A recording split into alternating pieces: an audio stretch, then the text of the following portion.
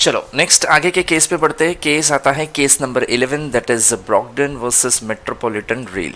Case देखते हैं। Case का सबसे पहले fact. So B a supplier sent a draft agreement relating to the supply of coal to the manager of the railway company. तो ये कोल भेजने के लिए, कोल बेचने के लिए है ना, एक ड्राफ्ट एग्रीमेंट भेजा था। किसको भेजा था? मैनेजर जो है रेलवे कंपनी का, उसको भेजा गया था, उसको फॉरवर्ड किया था। तो manager wrote the word approved on the same. तो भाई साहब ने पढ़ के उसके ऊपर लिख दिया approve and put the draft agreement in the drawer of the table intending to send it to the company solicitor for the formal contract to be drawn upon, कि वो बाद में कंपनी के सॉलिसिटर को भेजेगा, ये सोच के उसने रख दिया। By an oversight the draft agreement remained in the drawer, but भाई साहब बाद में भूल गया कि उसने ड्रॉअर में उस एग्रीमेंट की कॉपी को रखा है। तो क्या इससे कोई कॉन्ट्रैक्चुअल रिलेशनशिप डेवलप होता है क्या? This is the question. So finally इस कोर्ट में, इस केस का कंक्लूजन आया था। So court stated that there was no contract as the manager had not communicated his acceptance to the supplier B. तो जब कोई कम्युनिकेशन हुआ ही नहीं है, खाली ऑफर हुआ, एक्सेप्टेंस किया है वो एक्सेप्टर जो पर्सन है, जो रेलवे कंपनी है, उसको पता है ना, but it is not communicated to the offerer. तो ऑब्वियसली ये कोई कॉन्ट्रैक्चुअल रिलेशनशिप डेवलप ही नहीं करता है। ठीक है, चलो नेक्स्ट आगे बढ़ते हैं। Case number 12। केस नंबर 12 आता है हमारा Bhagwan Das versus Girdhari Lal. So case का डिटेल देखते हैं। So where an offer made by the intended offeree without the knowledge that offer has been made, it is treated as an acceptance. क्या लिखा है देखो, offer made by the intended offeree, मतलब जिसको offer करना था ना, उसको ऑफर किया without the knowledge that offer has been made. तो क्या इससे कोई एक्सेप्टेंस माना जाएगा? तो इसका आंसर बहुत सिंपल था। Court stated that it can not be treated as an acceptance. Obviously चीज़ है ये तो। ठीक है, चलो नेक्स्ट देखते हैं। Case number 13, Haworth versus Knight. इस केस का detail. Difference in the language can be treated as a non acceptance, कि ऑफर शायद एक लैंग्वेज में किया गया, एक्सेप्टेंस दूसरी लैंग्वेज में किया गया। तो क्या है इसका कंक्लूजन? सो कोर्ट ने इसका कंक्लूजन दिया था that the difference in the language can not be treated as an non acceptance. अलग अलग लैंग्वेज में ऑफर और अलग लैंग्वेज में एक्सेप्टेंस से ये नहीं माना जाएगा कि एक्सेप्टेंस नहीं हुआ है। मतलब हिंदी में ऑफर किया, मराठी में एक्सेप्टेंस किया, हिंदी में ऑफर किया, इंग्लिश में एक्सेप्टेंस किया, तो अल्टीमेटली वो एक्सेप्टेंस है, उसको नॉन एक्सेप्टेंस नहीं मानना चाहिए just because of a different language. Okay, next देखते हैं केस नंबर 14, फेल्टहाउस वर्सेस बेंडली। अब ये केस में F offered to buy his nephew's horse for 30 pounds, saying, "If I hear no more about it, shall consider horse mine at 30 pounds." The nephew did not reply to F at all. He holds his auctioneer B to keep the particular horse out of sale of his farm stock, as he intended to reserve it to his uncle. By mistake, the auctioneer sold the horse and F sued him for the conversion of his property. So this is the actual situation. तो इसके अंदर court ने judgement सुनाया finally. It was held that F could not succeed as his nephew had not communicated the acceptance to him. जब communication किया ही नहीं गया है एक्सेप्टेंस का, तो उससे कोई कॉन्ट्रेक्चुअल रिलेशनशिप डेवलप नहीं होता है फिर। Next case number 15, central bank versus Venkatesh. Okay, सो केस देखते हैं एक बार, एक minute. Okay, so a mere mental unilateral assent in one's own mind will be treated as a communication. Unilateral मतलब खुद ही एक ही पार्टी ने, उसने अपने दिमाग में क्या किया है, assent in his own mind, कि हाँ भाई ऐसा है, कॉन्ट्रैक्ट तो हो ही जाएगा। तो obviously court stated that it can not be treated as an communication and therefore there is no contract. इसका मतलब अगर मैं किसी को ऑफर कर रहा हूँ ना, तो सामने वाले का कंसेंट चाहिए।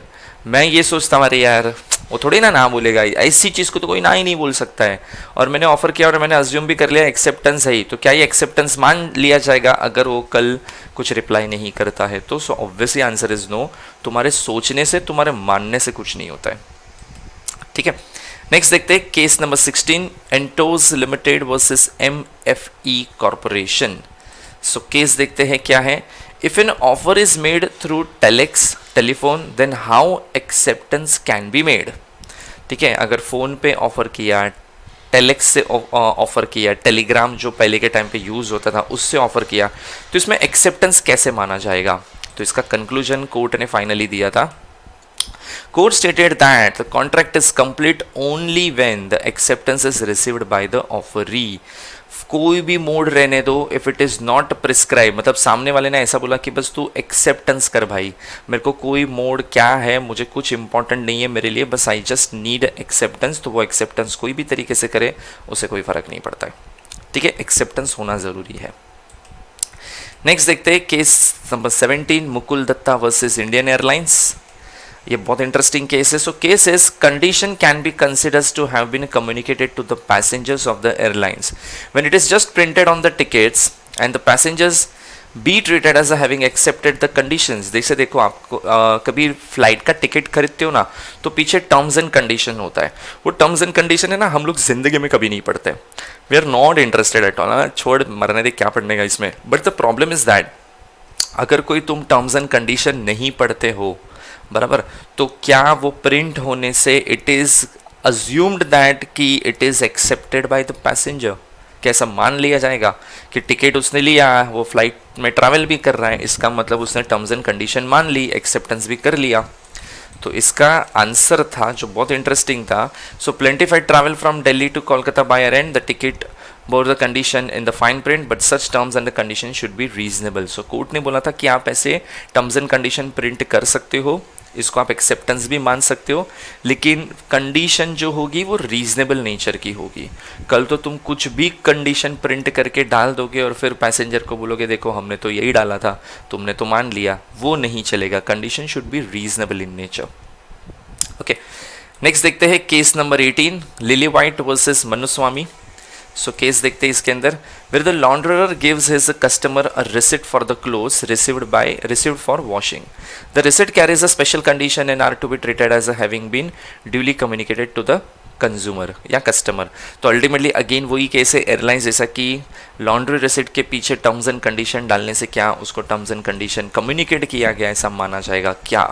सो इसका आंसर था court stated that it is treated as it is communicated to the customer, because printed है मतलब कम्युनिकेट कर दिया है, because it is not practically possible कि वो लॉन्ड्री वाला जो शॉपकीपर है वो हर एक कस्टमर को टर्म्स एंड कंडीशन बताने बैठे, it is very difficult, it is not practically possible, so obviously it is communicated by printing mode और वो ऑब्वियसली वैलिड है।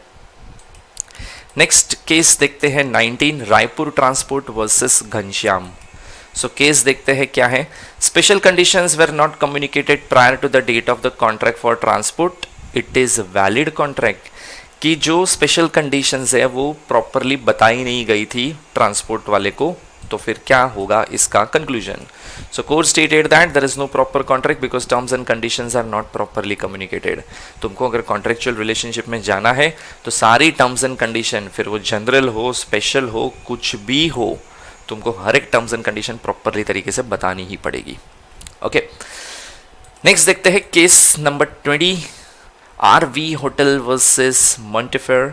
सो केस का डिटेल देखते हैं, a person applied for the share in June and allotment made in November. Person ने share के लिए apply कब किया था, जून में, और उसको अलॉटमेंट कब हुआ, नवंबर में। He is liable to perform this transaction, मतलब अब शेयर होल्डर ऐसा बोलते मेरे को नहीं चाहिए, इतना टाइम कोई लगाता है क्या कि जून में अप्लाई किया तुम नवंबर में शेयर दे रहे हो, बराबर, मेरे को अब शेयर्स ही नहीं चाहिए। तो ऐसी सिचुएशन में कोर्ट का कंक्लूजन था, court stated that a person is not bound to perform transaction because time of application and allotment is not reasonable. तुम अलॉटमेंट और रीजनेबल का गैप देखो कितना महीना है, जून में अप्लाई किया था नवंबर, मतलब जून जुलाई अगस्त सितंबर अक्टूबर नवंबर, 6 महीने बाद तुम अलॉटमेंट करोगे, तो obviously it is not a reasonable time, तो वो कॉन्ट्रैक्ट नहीं परफॉर्म करेगा शेयर होल्डर और वो ब्रीच ऑफ कॉन्ट्रैक्ट भी नहीं माना जाएगा। क्लियर यहाँ तक, ठीक है। तो ये second part of the video हो गया हमारा कॉन्ट्रैक्ट एक्ट का। अब बाकी के बचे जो केसेस है वो मैं थर्ड और फोर्थ पार्ट के थ्रू भी लेके आऊँगा, तो आपके सारे कॉन्ट्रैक्ट एक्ट के केसेस कवर हो जाएंगे, बराबर। तो ये थे हमारे 20 तक के केसेस, पार्ट 1 ऑलरेडी अपलोडेड है और पार्ट 2 आप यहाँ पे देख लेना, ठीक है। चलो, तो इसी के साथ ये वीडियो हम लोग यहाँ पे एंड करते हैं। Thank you very much.